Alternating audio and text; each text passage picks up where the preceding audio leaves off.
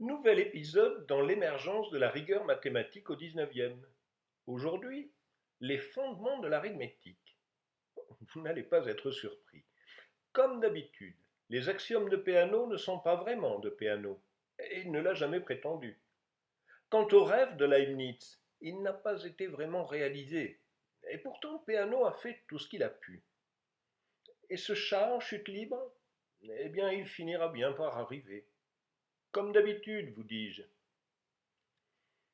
Je vous ai déjà fait part de ma conviction que l'apparition de la rigueur était liée en grande partie à la massification de l'enseignement.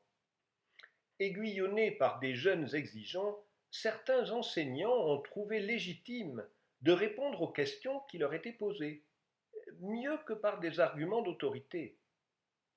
Hermann Grassmann est un de ces professeurs. Il enseigne au collège de Stettin, sa ville natale. En 1844, il a écrit sa théorie de l'extension, pour nous, l'algèbre linéaire. C'était beaucoup trop tôt. 17 ans plus tard, elle n'avait toujours pas été lue, ou si peu. Il s'apprête à la republier après l'avoir remise au goût du jour. Mais auparavant, il écrit ce manuel d'arithmétique. Le sous-titre annonce qu'il est destiné aux établissements d'enseignement supérieur. C'est la traduction littérale et je n'ai pas réussi à savoir exactement à quels âges de formation cela correspondait dans la Prusse de l'époque. Et cela n'allait certainement pas au-delà du niveau du lycée où Grassmann enseignait. Voyons comment Grassmann introduit les entiers pour ses élèves. Son approche n'est pas axiomatique mais constructive. Il fabrique, comme vous le voyez, une double suite à partir d'une unité qu'il nomme E, répétée vers la droite et vers la gauche. Il donne les règles qui font de E le successeur de 0 et de 0 le successeur de moins E. Le signe plus ne traduit pour l'instant rien d'autre que la fonction de succession. La nouveauté est qu'à partir de cette collection d'unités répétées, les opérations sont définies par récurrence.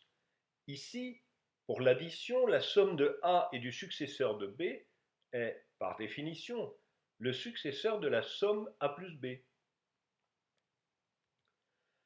Après avoir identifié l'opération de succession avec l'addition du nombre 1, Grassmann définit la multiplication, toujours par récurrence. Le produit de A par le successeur de B est le produit de A par B ajouté à A. Ce n'était pas encore une axiomatisation complète de l'arithmétique, mais tout de même une construction beaucoup plus rigoureuse que toutes celles qui avaient précédé. Charles Peirce est américain et n'a pas d'expérience de l'enseignement secondaire. Son approche des fondements de l'arithmétique est celle de la logique formelle. Dans son article de 1881 sur la logique des nombres, il retrouve en gros la démarche de Grassmann, qu'il ignorait probablement. Lui aussi définit l'addition et la multiplication par récurrence. Il en démontre les principales propriétés. Il y ajoute une discussion de la notion de cardinal. Son article se termine en démontrant qu'une application injective d'un ensemble sur lui-même est bijective, dans la terminologie actuelle et non dans celle qu'il emploie. Son exemple est parfaitement raccord avec la culture du Nouveau Monde. Chaque Texan tue un Texan. Chacun est tué par une seule personne. Donc, chaque Texan est tué par un Texan. Après avoir donné une démonstration soignée de cette observation sociologique, Peirce conclut: ce mode de raisonnement est fréquent en théorie des nombres. Richard Dedekind n'est pas texan et il n'a jamais tué personne. Il enseigne à Zurich et c'est pour son enseignement qu'il en est venu à définir les nombres réels par ce que nous appelons les coupures de Dedekind. Il s'attaque ensuite aux nombres entiers dans ce mémoire daté de 1888. ce que sont les nombres et ce qu'ils doivent être. Et il avait commencé à l'écrire dès 1872 et des versions préliminaires circulaient depuis une dizaine d'années. Voici les premières phrases. En science, rien de ce qui peut être prouvé ne devrait être accepté sans preuve. Bien que cette demande semble très raisonnable, je ne la considère pas comme satisfaite, même dans les méthodes les plus récentes, pour établir les bases de la plus simple des sciences, à savoir cette partie de la logique qui traite de la théorie des nombres. Dans cet ouvrage, Dedekind va décrire la première caractérisation de l'ensemble des entiers, en donnant en particulier toute son importance à l'axiome d'induction. Dedekind définit ce qu'il appelle des chaînes, munies de l'opération de succession. Le résultat clé de sa construction est ce théorème d'induction complète. Dans ses notations, n' est le successeur de n, et le théorème décrit l'inférence de n à n'. Voici la traduction. Pour montrer qu'un théorème est vrai pour tout nombre n d'une chaîne M0, il est suffisant de montrer d'abord qu'il est vrai pour n égale m, ensuite que de la validité du théorème pour un nombre n de la chaîne M0, sa validité pour le successeur n' s'ensuit. Il utilise ensuite l'induction complète pour définir les opérations, comme Grassmann. Ici, l'addition, m plus 1 est le successeur de m, et m plus le successeur de n, c'est le successeur de m plus n. Il procède de même pour l'ordre et la multiplication. C'est la première définition rigoureuse de l'ensemble des entiers et des opérations de base de l'arithmétique. Cela veut-il dire que Peano n'est pas l'auteur des axiomes de Peano? Pas tout à fait. L'année suivant la parution du mémoire de Dedekind, Peano publie ses principes de l'arithmétique exposés par une méthode nouvelle.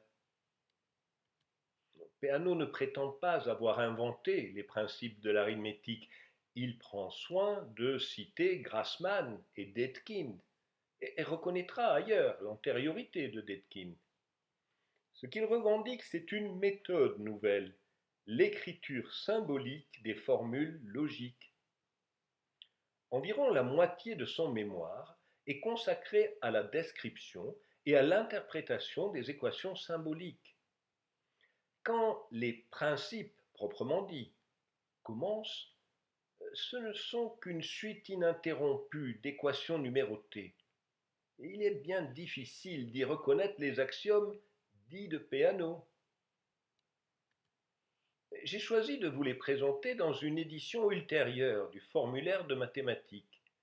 C'est un projet grandiose d'écriture de l'ensemble des mathématiques en symboles logiques. Cette version est écrite en français et il utilise justement ces axiomes pour illustrer son projet. Les propositions primitives, ce sont les axiomes. Voici son conseil. Dans la lecture des propositions, il convient de se rapprocher autant que possible du langage ordinaire. On lira les propositions 4, par exemple, comme il suit. N0 est une classe à laquelle appartient 0. Pour nous, une classe est un ensemble. Tout nombre est suivi par un nombre. Enfin, l'axiome 3, que l'on appelle principe d'induction. Si vous regardez l'équation 3 qui traduit le principe d'induction, elle n'est pas facile à lire. Remarquez le epsilon qui est un 3 retourné. Pour nous, c'est le signe d'appartenance. L'inclusion renversée serait notre implication. Peano était très conscient des problèmes techniques que son formulaire posait au typographe, et il n'hésitait pas à mettre lui-même la main à la pâte dans l'édition de ses ouvrages. Une de ses astuces consistait à utiliser comme signe non alphabétique des caractères déjà existants mais retournés, comme le 3 ci-dessus. Par exemple, c'est lui qui a introduit en logique le signe il existe, comme un E majuscule renversé. Ce signe a été diffusé ensuite par Bertrand Russell et il nous est resté.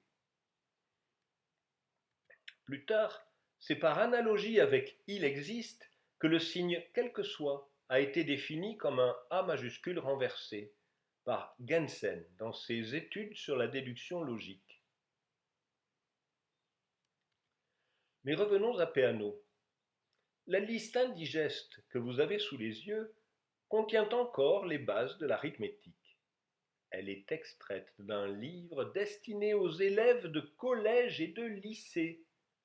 Il n'y a pas de doute possible, car Peano débute le livre en donnant des extraits des programmes officiels, avec la liste des formules correspondantes. En équivalent français, les programmes vont de la quatrième à la terminale. Oser infliger à des élèves de quatrième ce que vous voyez paraît totalement insensé, n'est-ce pas? Et Peano était-il donc fou? Ou bien n'avait-il aucune idée de ce qui se passait avant l'université? Ni l'un ni l'autre. Pendant toute sa carrière, il est resté constamment en contact avec l'association des professeurs de mathématiques. Il a écrit régulièrement des articles pour leur revue et a participé à la formation de nombreux enseignants. À 62 ans, il a même écrit un recueil d'exercices arithmétiques à la manière des récréations mathématiques de Lucas. Le livre s'intitule Jeux d'arithmétique et problèmes intéressants. La conclusion contient ce paragraphe splendide. Si les élèves ne comprennent pas, c'est la faute de l'enseignant qui ne sait pas expliquer. Cela ne sert à rien de rejeter la faute sur les classes précédentes. Nous devons prendre les élèves comme ils sont, rappeler ce qu'ils ont oublié ou étudier sous une autre forme. Si l'enseignant tourmente ses élèves et si au lieu de gagner leur amour, il excite leur haine contre lui-même et la matière qu'il enseigne, non seulement son enseignement sera négatif, mais devoir vivre avec autant de petits ennemis sera pour lui un tourment continuel. Douloureusement conscient du drame de la condition estudiantine, Peano va même jusqu'à dénoncer les examens avec la dernière vigueur dans le journal de Turin. C'est un véritable délit contre l'humanité de tourmenter les pauvres élèves avec des examens pour s'assurer qu'ils savent des choses que la plupart du public instruit ignore.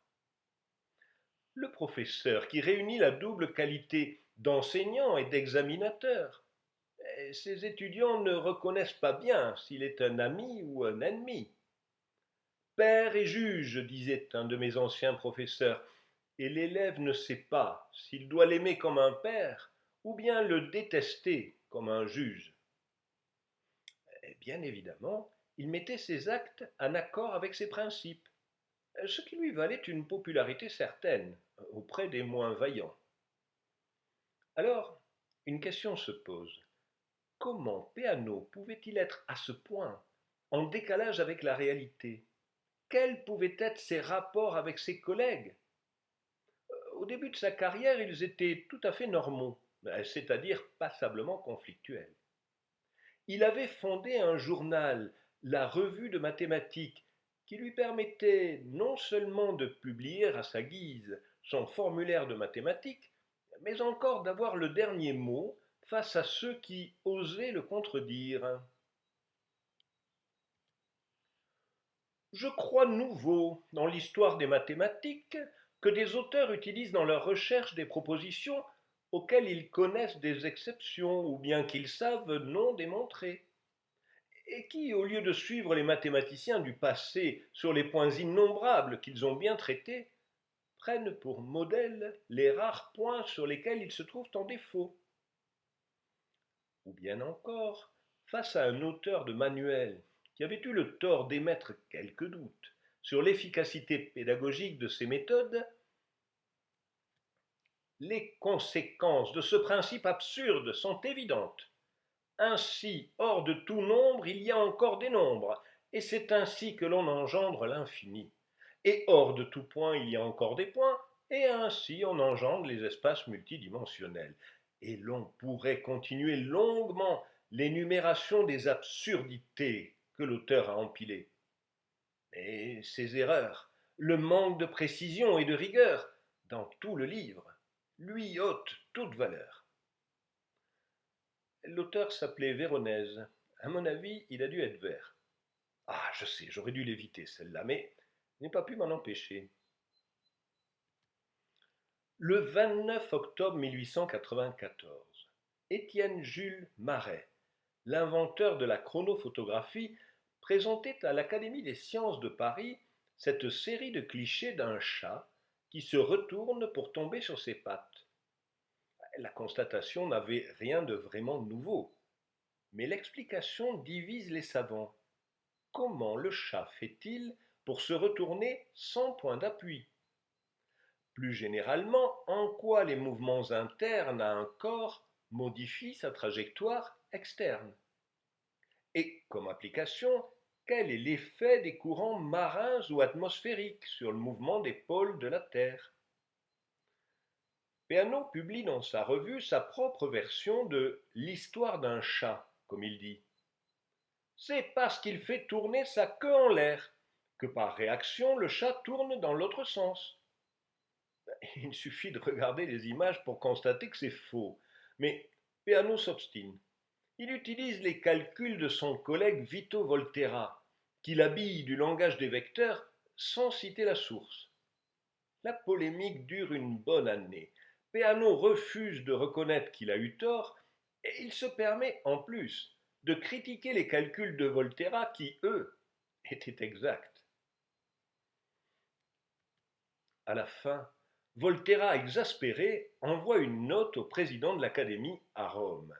Elle se conclut par ayant ainsi montré que tous les points de critique de Peano contre moi sont vides et infondés, et que ses affirmations ne sont ni originales ni exactes, ce qu'il a lui-même reconnu. Je tiens pour ma part cette polémique définitivement close. Et il faut peut-être chercher dans des certitudes qu'il ne remettait jamais en cause l'explication des paradoxes de la personnalité de Peano. Au premier rang de ces certitudes, la fierté d'être celui qui réalisait enfin le rêve de Leibniz. Mais si, vous savez bien, la caractéristique universelle, ce langage symbolique, censé pouvoir exprimer n'importe quel raisonnement humain, quel que soit le domaine.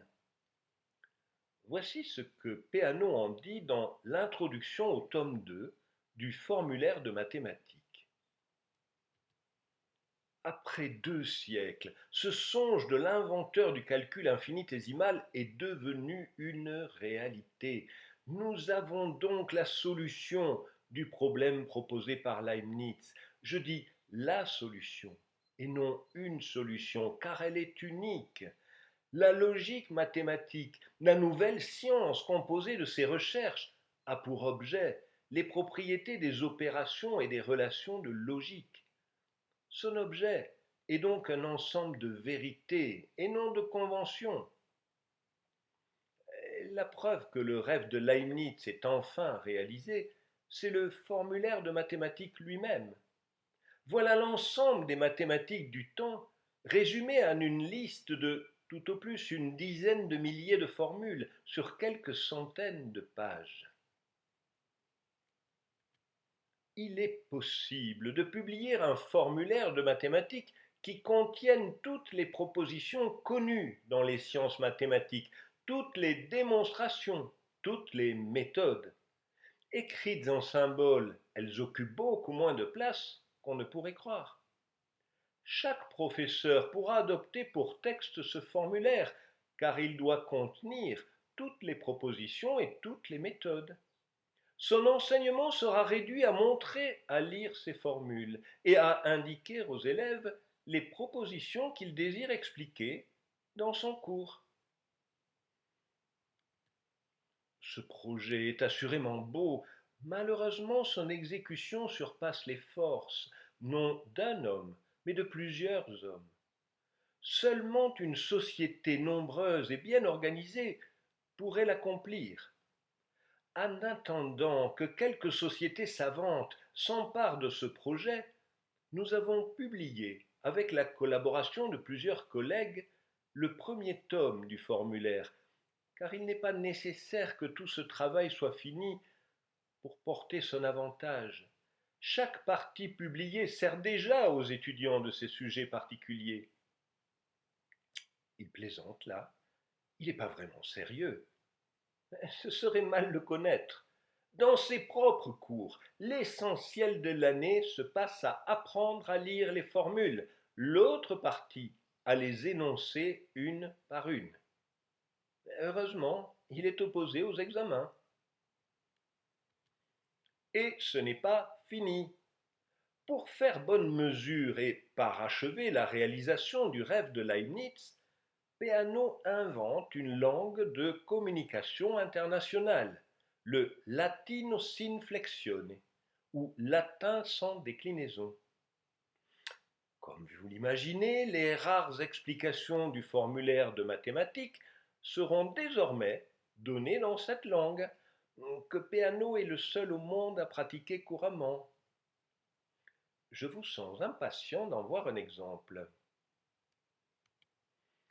Dans l'écrit précédent sur le latino sine flexione, j'explique l'idée de Leibniz que les déclinaisons et les conjugaisons ne sont pas nécessaires. C'est-à-dire que chaque suffixe de déclinaison et de conjugaison peut être ôté d'un vocable isolé du latin. En conséquence, nous pouvons exprimer toutes les idées par les seuls mots du vocabulaire commun. Nous éliminons ou nous minorons les difficultés de vocabulaire si nous adoptons le vocabulaire qui est déjà international actuellement. J'ai rassemblé quelques mots et d'autres éléments, tels des préfixes, suffixes et radicaux, communs aux langues modernes. Reconnaissons que l'idée n'est pas absurde. Se débarrasser de toute complication grammaticale et ne conserver que le vocabulaire commun aux principales langues de l'Europe. Le latinus inflexione est loin d'être la première tentative. Les langages universels sont dans l'air du temps, et les tentatives se sont multipliées à la fin du XIXe.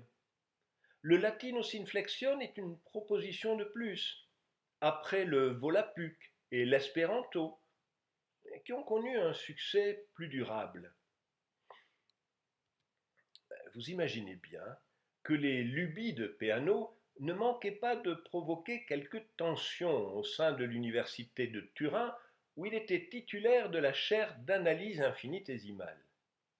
Il ne faudrait pas croire pour autant qu'il était complètement isolé. Un certain nombre de ses disciples le soutenaient et participaient activement à la rédaction du formulaire. En face, le parti des anti-Peano, plus conservateur et plus attaché à la conception traditionnelle d'un enseignement universitaire, celle où les étudiants sont censés travailler et apprendre. Parmi eux, j'ai choisi le témoignage de Francesco Tricomi. Quand il est arrivé à Turin en 1925, il était tout jeune et Peano avait 67 ans. Il n'était plus actif mathématiquement depuis belle lurette, mais conservait, dit Tricomi, une part de son ancien prestige. À la grande surprise de tout le monde, Peano, à l'arrivée de Tricomi, propose de lui céder le cours d'analyse infinitésimale, auquel il s'accrochait depuis longtemps, en dépit des pressions plus ou moins amicales de ses collègues. En ce qui concerne Peano, il continua, jusqu'à sa mort en 1932, à développer sous l'étiquette mathématiques complémentaires plus ou moins les mêmes choses qu'il développait auparavant sous l'étiquette analyse infinitésimale. Mais là, son action était moins néfaste. À part faire lire son formulaire aux étudiants, à quoi passait-il son temps? À propos du Peano des dernières années, cela me surprend un peu que Ludovico Gemona ait écrit qu'il n'était pas facile de comprendre quelles étaient les lectures de Peano dans les dernières années de sa vie. La réponse me paraît pourtant évidente, à moi qui l'ai bien connue. Aucune, ou tout au plus les feuilles de chou des espérantistes, interlinguistes et autres écrivains du genre. Francesco Tricomi a été un des grands mathématiciens italiens du XXe siècle, et certains disent même le meilleur professeur. En dehors de ses travaux sur les équations aux dérivées partielles, il a écrit des livres de cours d'une grande clarté qui ont été traduits en anglais, français, allemand et russe. MacTutor donne de lui la citation suivante que je n'ai pas su localiser. Je n'ai peut-être pas réussi à rendre facile des choses difficiles, mais au moins, je n'ai jamais rendu difficile un sujet facile. Vous suivez son regard? Oh, ce que j'aimerais pouvoir en dire autant!